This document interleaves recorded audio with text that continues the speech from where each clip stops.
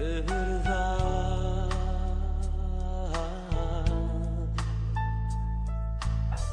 ¿Quién más tendrá de mi compasión y entenderá mi corazón? ¿Quién cambiará mi eternidad sino tú, Jesús? Cristo, ¿a dónde más podría ir?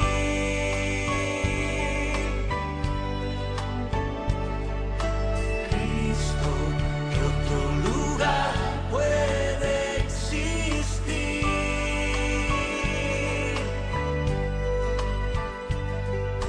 Solo tú tienes palabras de amor, camino al Padre y verdad eres tú.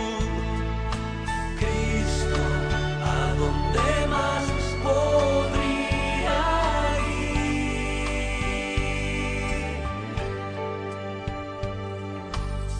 ¿A quién iré en necesidad? ¿A quién iré en busca de paz? ¿Y quién podrá mi vida saciar de verdad?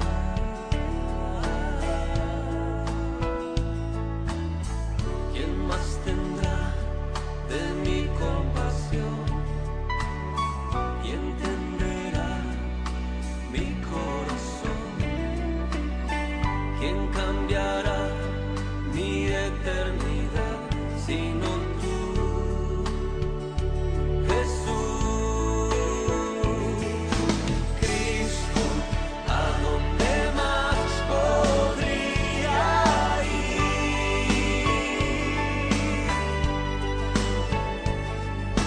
Cristo, ¿qué otro lugar puede existir?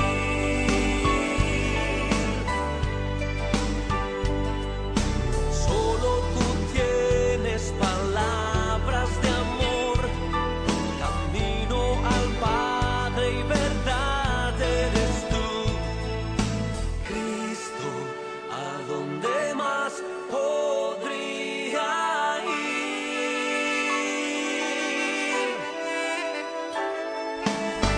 Cristo, ¿qué otro lugar puede existir?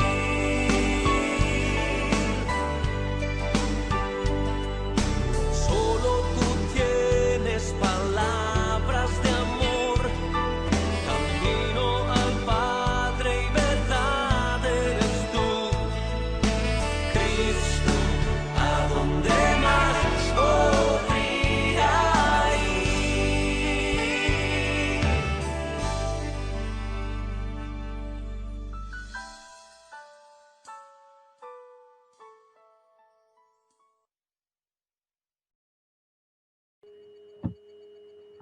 Vamos a continuar entonces con lo que estábamos estudiando el libro de Juan. Yo les había propuesto esta canción porque van a ver que en el relato que vamos a leer está ese texto. Y también es una forma de que nos quede grabado en la mente a través de una melodía que un hermano escribió, esta idea que la palabra de Dios tiene en Juan capítulo 6, llegando al final. Porque el domingo pasado se estuvo estudiando la primera parte del capítulo 6 y ahora nos toca ver Juan capítulo 6 del versículo 60 al 71, que es el final de las palabras de este discurso que Jesús empezó en ese capítulo. Y van a ver cuando lo leamos que tenía que ver con la canción. Espero que eso les ayude, como me ayuda a mí, a recordar el texto. Así que vamos a la Biblia, que seguramente cada uno puede tener ahí en su casa. Y los invito a leer empezando el versículo 58. Un poquito para arrancar con la idea que ya venía el texto. Y a ver qué es lo que Dios tiene para compartirnos el día de hoy. Dice Juan capítulo 6, versículo 58, está hablando Jesucristo y dice: Este es el pan que descendió del cielo, no como vuestros padres comieron el maná y murieron. el que come de este pan vivirá eternamente. Estas cosas dijo Jesús en la sinagoga, enseñando en Capernaum. Al oírlas, muchos de sus discípulos dijeron: dura es esta palabra, ¿quién la puede oír? Sabiendo Jesús en sí mismo que sus discípulos murmuraban de esto, les dijo: ¿esto los ofende?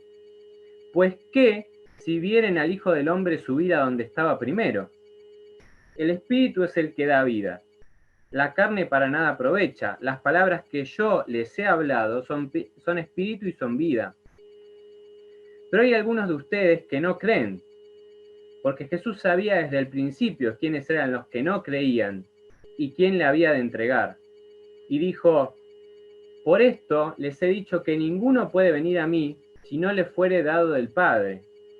Desde entonces, muchos de sus discípulos volvieron atrás y ya no andaban con él.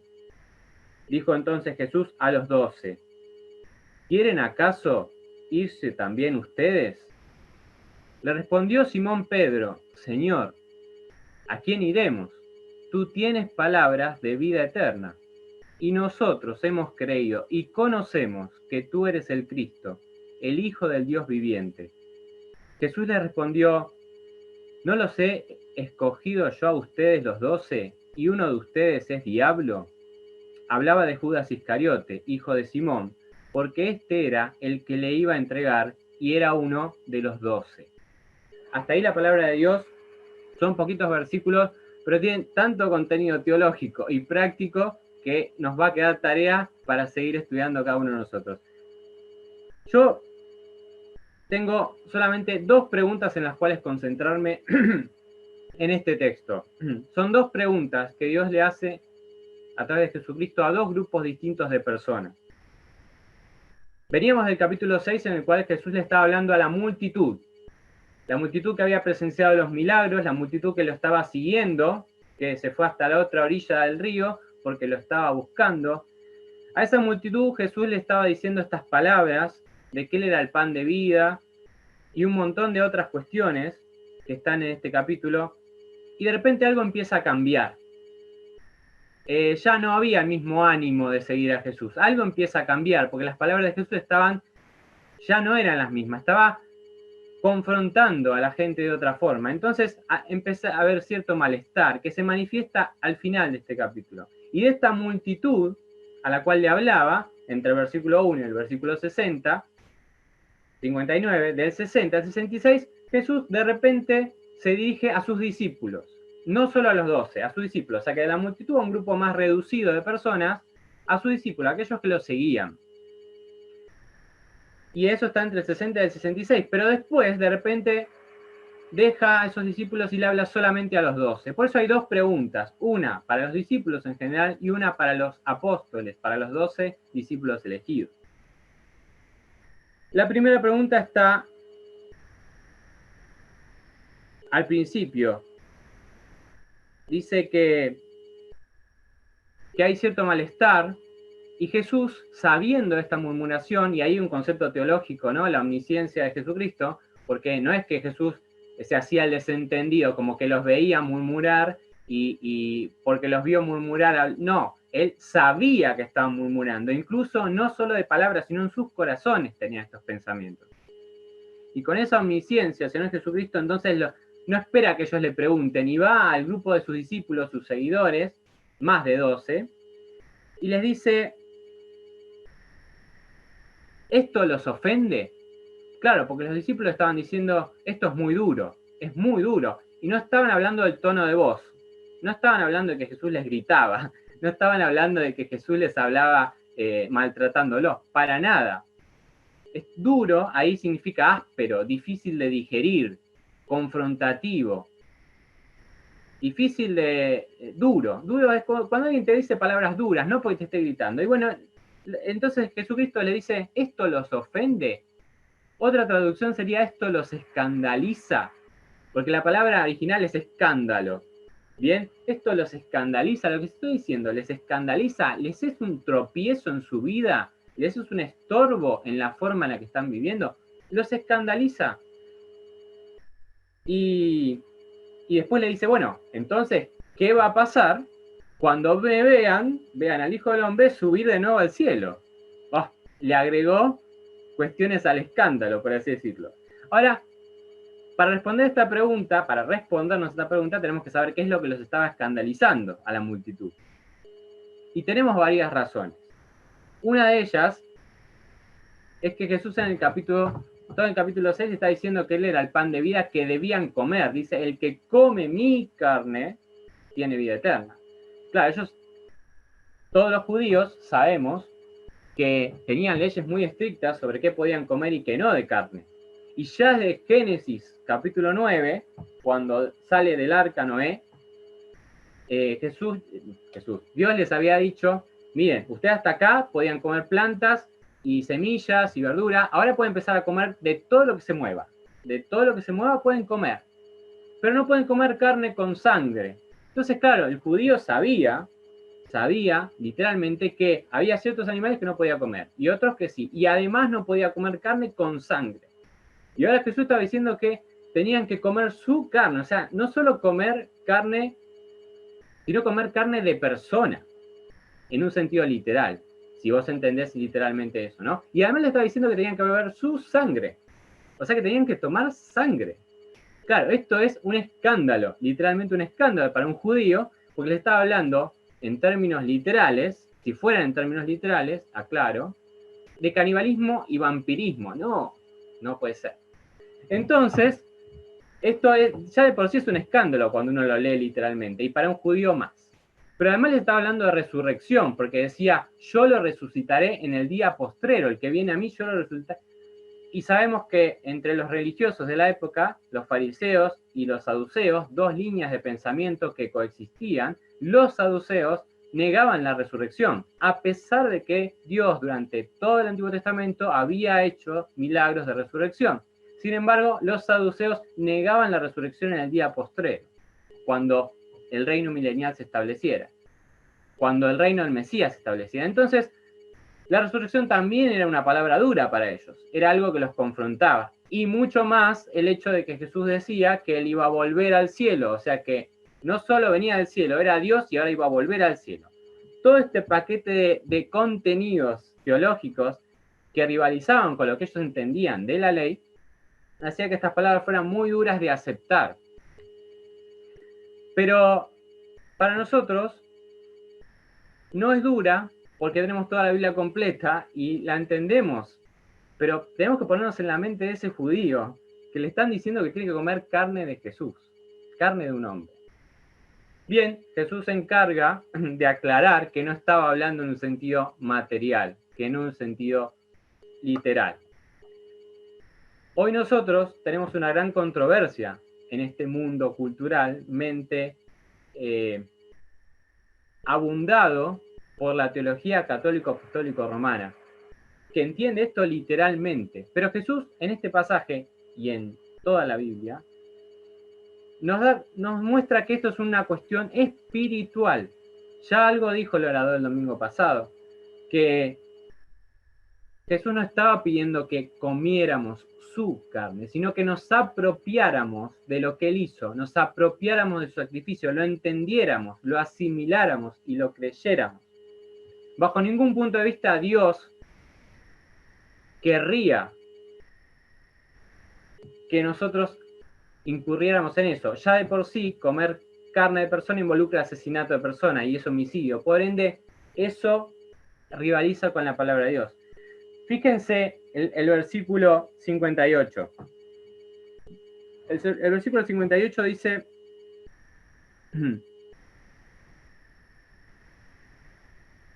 El que come este pan vivirá eternamente. Y el versículo 66 dice, el espíritu es el que da vida. Acá está la clave. La carne para nada aprovecha. Cuando dice carne no está hablando de pecado, está hablando de cuerpo material, cuerpo terrenal. Las palabras que yo he hablado son espíritu y son vida. Acá está la clave en este capítulo, además de cualquier otro pasaje que vamos a elegir. Acá está la clave. Jesús les está hablando de una cuestión espiritual, que el espíritu es el que da vida, no la carne. Ni la carne por las obras que pudiera hacer, ni la carne por lo que vos pudieras comer. Bien, obviamente este pasaje Si no se entiende a la luz de toda la vida de Jesucristo y su resurrección, es difícil de digerir, porque Jesús lo estaba diciendo para que lo entendieran luego, no en ese momento. Hoy, por la gracia de Dios, porque el Espíritu nos da esa capacidad de entender, podemos darnos cuenta que lo que Jesús está diciendo es: yo les doy vida a través de mi sacrificio, yo les doy vida a través del Espíritu Santo que mora en ustedes, y yo les daré vida cuando los resucite en el día postrero. Entonces, los judíos no entendieron esto. Nosotros hoy sabemos que al apropiarnos del sacrificio de Jesucristo, al aceptar que ese sacrificio, su cuerpo, fue entregado, espiritualmente, nosotros comemos de su cuerpo. Bien. Ahora, fíjense en el versículo 39, que no lo leímos, pero en el mismo capítulo, versículo 39, dice: y esta es la voluntad del Padre, el que me envió, que todo lo que me diere no pierda yo nada, sino que lo resucitaré en el día postrero. Versículo 65 de lo que leímos: por eso les he dicho que ninguno puede venir a mí si no le fuere dado del Padre. Acá hay dos cuestiones que están relacionadas, que los judíos nuevamente no entendieron. Una es la resurrección. Hermano, amigo, ¿vos sabés y estás seguro que Jesucristo, Dios, va a resucitar tu cuerpo? Porque a veces decimos: sí, Él me perdonó, me salvó, me redimió el alma. Sí, te redimió el alma, pero te va a redimir el cuerpo. Porque la obra es completa. Es decir, no es que vas a ser un espíritu volando en el cielo. Vas a tener un cuerpo nuevo, perfecto. Si te faltaba un brazo, lo vas a tener. Si te faltaba un ojo, si tenías problema de cataratas, no va a haber problema, vas a ver bien. Va a haber un cuerpo nuevo. Esa es la maravilla, ¿no? Por eso hay consolación en Jesucristo. Porque no solamente, bueno, vivís con paz en la tierra. No. Tu cuerpo, si tenés algún defecto que vos considerás defecto, o ese granito que no te gusta, o esa cicatriz, va a desaparecer. El único que va a tener marcas en el cielo va a ser Jesús. Él no va a tener, él va a dejar su cicatriz en la mano, pero vos no la vas a tener. Yo tengo en la espalda que me sacaron un lunar y tengo un huequito. Ese huequito no va a estar más. Es una pavada, pero para alguien que tiene otro problema en el cuerpo, ¿cuánta esperanza y cuánta expectativa puede estar en el cielo con ese cuerpo resucitado? Entonces, qué gozo saber que la obra de Cristo no es solo redimirte el alma, es redimirte el cuerpo, resucitarte para gloria en el día postrero, que esperemos que sea pronto, es nuestro deseo, pero aún si se tardara, y aún si tuviéramos que pasar por la muerte, esa resurrección es un hecho comprobado, porque Jesús no miente, porque Dios no miente, y con esa esperanza tenemos gozo. Pero está el hecho que es misterioso y que no pretendo aclarar del todo, solo hasta donde nuestra mente lo puede permitir, que es esto de que Jesús dice: nadie puede venir a mí si no el Padre no le trajera. Bien, y sin entrar en conflictos teológicos y dilemas, acá hay verdades que la palabra dice que tenemos que aceptar por fe y que tenemos que inquirir hasta donde nuestra mente humana nos permite. Porque a veces pecamos por ir más allá. Pablo dice, ¿no? No pensemos más de lo que está escrito. No pensemos más de lo que está escrito. Y lo que no entendemos, creámoslo por fe. No una ceguera espiritual, ¿no? Creámoslo por fe, que no es lo mismo. Hay una realidad. Para ir a Dios, a Jesucristo, para ir a Dios tenemos que ir a través de Jesucristo. Pero Jesucristo nos lleva a Dios. Para acercarnos a Jesús, alguien nos tuvo que abrir los ojos, alguien nos tuvo que hacer entender. Y esa es la obra del Espíritu Santo. Por eso Jesús dice: nadie puede venir a mí si el Padre no lo trae. Porque claro, el Espíritu Santo tiene que abrir tu entendimiento para que seas consciente de lo que significa Cristo, su sacrificio, y puedas decir: ah, claro, soy pecador, necesito a Cristo. Ese proceso lo hace el Espíritu Santo a través de nuestra conciencia. El Espíritu Santo habla a nuestra conciencia para que nosotros podamos responder. Entonces sería: escucho la palabra, escuchar la palabra me trae fe, porque la fe es por el oír, dice la palabra de Dios. Entonces la fe es por el oír. escucho la palabra, el Espíritu Santo trabaja con esa palabra en mi conciencia, la conciencia que Dios puso en tu mente, y ahí es donde entra la intervención del hombre, donde vos y yo tenemos que responder a lo que nuestra conciencia, manejada por el Espíritu Santo, nos hace entender. Yo tengo que responder, bueno, ¿voy a Cristo o no voy a Cristo? El versículo 37 decía, ¿no? Todo lo que el Padre me da, vendrá a mí, y al que a mí viene, no le echo fuera. Es decir, si yo respondo, voy a Cristo, Cristo me va a aceptar. No hay forma de que Cristo me rechace si yo respondo voy. Pero si yo respondo no voy, bueno, es tu elección, no vas. Hay gente, y quiero recalcar esto, hay gente que puede llegar a decir, mirá, yo no tengo fe. Y si no tengo fe, porque Dios me creó sin fe, y no lo siento, y entonces es culpa de Dios que yo no crea. Entonces no creo, y Dios no me puede culpar. Y eso es falso, totalmente falso, porque acá claramente dice que el que va a Jesucristo, no hay forma de que Dios lo rechace. No hay forma de que llegues a los pies de Cristo y Cristo te diga, mira, sí, todo bien, pero no, andate. No. El tema es que uno tiene que responder a lo que el Espíritu Santo le está diciendo a través de su conciencia. Es decir, Dios te muestra que sos un pecador, que soy un pecador. El Espíritu Santo te muestra tu conciencia, te muestra tus pecados, te muestra tus falencias, te muestra tus conflictos de vida. Y ante esa realidad, yo tengo que responder. Y si respondo, voy a Cristo, Cristo me acepta. Entonces, ahí es cuando Dios está diciendo, Dios te trae. Llegás a Jesucristo, ahí tenés que intervenir. Dios actúa. Y después el hombre actúa. Por eso hay dos realidades en la Biblia que nos parecen incompatibles, pero que son en el cielo, en la esfera celestial, dos realidades muy verdaderas. Una es que Dios actúa y mueve y guía la salvación, y en cierta forma, por la palabra lo dice, escoge y elige, pero la otra es que el hombre elige. El hombre tiene una responsabilidad suprema de responder a lo que el Espíritu Santo actúa a través de la conciencia. ¿Voy a Cristo o no voy? Si voy a Cristo, Cristo me va a aceptar. Si no voy, allá tú.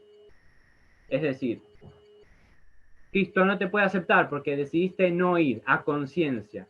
Entonces tenemos que entender que cuando Jesús está diciendo esto, es porque Dios tiene mucho, pero mucho interés en que nosotros hagamos nuestra parte en la salvación. ¿Ves? Porque Él te lleva a Jesús. Pero vos tenés que responder. Hasta ahí llegó Él. Bien, en su omnisciencia Él sabe todo. Él sabe si lo vas a aceptar, si no, bien. Pero hasta ahí llega nuestra capacidad de entender y nosotros por fe aceptamos estas dos verdades. Ahora, nadie puede decir, yo no tengo fe, a mí Dios no me dio fe. Yo tenía un compañero de trabajo que me decía esto, me decía, no, mira, yo no tengo fe. No lo siento. Y bueno, si no agarras la Biblia o no querés escuchar cuando alguien te habla de Dios, ahí vos estás rechazando, estás respondiendo, no quiero ir a Jesús. ¿Bien? Porque la fe viene por el oír. La fe no nace del corazón de la persona. La fe se genera por el oír la palabra de Dios. Dios puso este misterio también, ¿no? Es decir, vos escuchás la palabra de Dios y te van a hacer fe. Ahora después tenés que decidir si vas a Cristo o no. Bueno, los judíos no entendieron esto tampoco, pero nosotros por la gracia de Dios podemos entenderlo y gloria a Dios porque abrió los ojos espirituales de muchos de nosotros y hoy podemos estar alegres por esto. Pero si todavía no pasaste eso, es decir, si el Espíritu Santo está hablando de tu conciencia y te dice, mira, sos un pecador, necesitas salvación, y vos decís, no, mira, yo no siento hacer la oración, no siento hacer esto, y no lo voy a hacer porque no lo siento. Bueno, le estás diciendo a Dios, sí, todo bien, pero no. Estás diciendo, no voy a Jesús, y Jesús no te está recibiendo con los brazos porque vos no estás yendo. Y no hay resurrección para vida para vos, hay resurrección para muerte eterna. Entonces, es grave el asunto, es grave. El decir no, no lo siento o no tengo fe no te va a eximir el día que estés delante de Dios. Y es grave, por eso esto también es un llamado de atención. ¿Mm? Porque esto se lo está diciendo a los discípulos. Y fíjense lo que dice, que desde entonces muchos volvieron atrás. Muchos volvieron atrás. Tan duro era esto a sus oídos y a sus corazones que algunos dijeron, no, yo me quedo con esta religión, yo me quedo con la ley que me dice esto no lo puedo hacer. En el sentido, había entendido literalmente que esto era así, entonces, no, yo no voy. Si este es el camino que tenemos que seguir, yo no voy por acá, yo me quedo con lo mío. Y si había un saduceo por ahí, decía, resurrección, no, eso no, yo voy por otro lado. Y volvió para atrás. Había empezado a seguir a Jesús, estaba entre la multitud de los que teóricamente eran salvos, pero no lo era. Se dio la vuelta y se fue a seguir con su sistema de creencias, con sus ideas. ¿No te pasó, o no te pasa quizás, que vos llegás a Cristo y ya viviste? O sea, ya tenés ideas preconcebidas, formas de manejarte, tenés un montón de cuestiones propias de vos, culturales, y de repente Dios te cambia todo eso, ¿no? Porque vos ves que la Biblia tiene un montón de conceptos aculturales, ¿no? Cómo formar asociaciones comerciales, con quién, los roles del hombre y la mujer en la familia, en la sociedad, cómo criar a tus hijos, todas cosas que hoy están tirando abajo, digamos, están cambiándolas todas por cuestiones humanas. Cómo comer saludablemente, cómo administrar tus recursos. Bueno, todo eso, Dios te lo cambia. Dios te pone nuevas ideas conforme a sus principios para que vos te puedas manejar. Y a veces, algunas son parecidas, porque vos te criaste en un ambiente que por ahí va de la mano, pero a veces no. Y a veces te tiene que decir Dios, mirá, esto vos lo manejabas así, pero yo lo manejo así. Y en mi reino espiritual es así. Entonces, aceptá esta forma del reino espiritual de Dios y aceptala y empezá a conducirte así. Y a veces esa palabra es dura para nosotros. Porque yo me manejaba de una forma y no, ahora tengo que cambiar. Conocí a un hermano que él se manejaba por las enseñanzas de Gandhi. Y Gandhi esto, y Gandhi aquello, y Gandhi esto, y qué bueno mi maestro Gandhi. Perfecto, se convirtió a Cristo y seguía diciendo, qué bueno Gandhi, qué bueno esto, qué bueno lo otro. Y sí, habrá sido una buena persona, pero Cristo no tiene nada que ver con Gandhi. El sistema de creencia de Gandhi, el budismo no tenía nada que ver con Jesucristo. Entonces, tenía que empezar a cambiar eso que en su mente se había forjado como un buen modelo por las enseñanzas y el modo de vida que Dios a través de Jesucristo había empezado a enseñar. Nos suele pasar que muchos queremos o queríamos a Jesús como un buen modelo. ¿Vieron esa gente que dice, sí, Jesús fue una buena persona, hizo buenas cosas? Es un buen modelo, es un buen maestro. Hasta toman recursos didácticos de Jesucristo. Los grandes enseñadores de didáctica y de, ¿cómo se llama? Homilética, que es el arte de hablar en público. No cristianos toman a Jesús también como un ejemplo para explicar y para exponer. Lo quieren como un maestro, como un modelo, pero no lo quieren como salvador. Y a veces nosotros lo tenemos como salvador y no lo queremos como maestro y como modelo, ¿no? Pasamos la etapa de salvación, pero no lo queremos como maestro y modelo. Sí, nos quedamos con la salvación, pero no quiero vivir con las palabras duras que Jesús nos está diciendo. Entonces quizás hoy para algunos de ustedes las palabras duras serán las de salvación y tendrán que decidir. El Padre lo llevó hasta acá. Tienen a Jesús delante. Si van a Jesús no los va a rechazar. Si no van a Jesús, Jesús te va a dejar libre que hagas lo que quieras, pero sabes dónde termina eso. Y para otros la palabra dura puede ser, mirá, vos te estuviste conduciendo así, de esta forma, pero yo digo otra cosa. Un ejemplo práctico de esta época, que se vio mucho, lamentablemente con las restricciones gubernamentales, toda la gente que se iba a casar se vio impedida de hacerlo. Y muchos aceleraron la convivencia. Dijeron, bueno, yo me iba a casar, no me voy a casar todavía, bueno, empecemos a vivir juntos o empecemos a planificar de otra forma. Y aceleraron. ¿Y el gobierno qué hizo? Les facilitó esa situación, porque el mismo gobierno estaba restringiendo. Entonces, no les extrañe que el gobierno a partir de esto también flexibilice algunas cuestiones legales con respecto al matrimonio, porque va a ver que el mismo gobierno le impidió.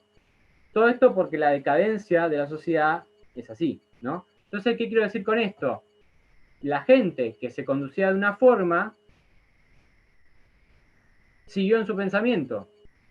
Y eso para la sociedad es una palabra dura cuando Dios dice el matrimonio, las relaciones sexuales después del matrimonio. Es una palabra dura para la sociedad. Entonces, vemos que estas cosas todo el tiempo están en nuestra vida. Constantemente el Señor trae a tu vida a través de una palabra o de otra algo que choca con lo que vos y yo hacemos. Y tenemos que ver si aceptamos el modo de vida del Maestro o volvemos atrás. Quizás no, la salvación no la vas a perder si sos un hijo de Dios, pero volvés atrás en tu actitud. Decís, mira, Dios, yo quería avanzar para con vos, pero yo llego hasta acá, en esto no. Y eso es volver atrás.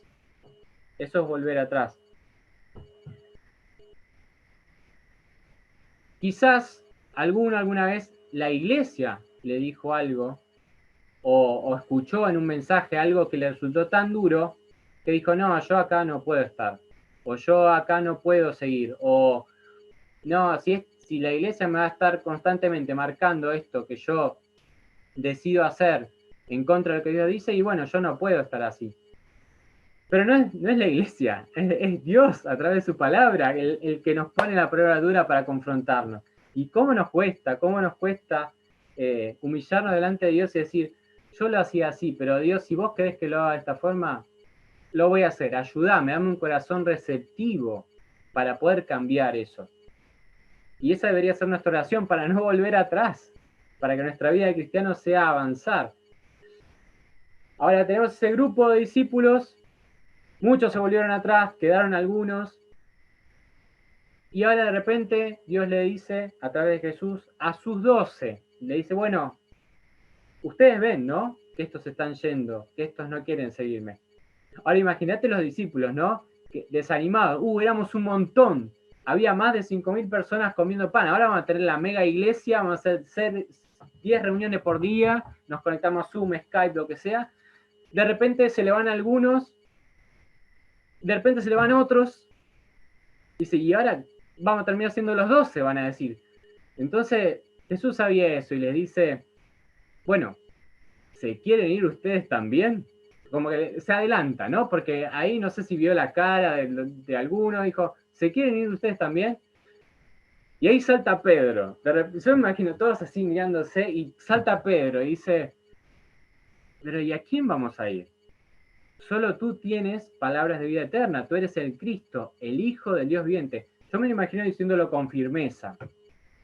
Y es una gran declaración, una declaración muy valiente para la época, para los que estaban alrededor.